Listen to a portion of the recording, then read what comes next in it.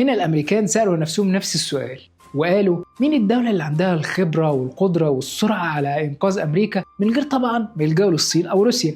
الإجابة هي دولة واحدة بس، فنلندا. وفعلا ترامب اتفق معاهم على شراء 11 كاسحة جليد جديدة ب 6 مليار دولار على إنهم يستلموا أول واحدة في 2028. هتقولي طب كده خلاص مشكلة أمريكا اتحلت، بس اشمعنى فنلندا؟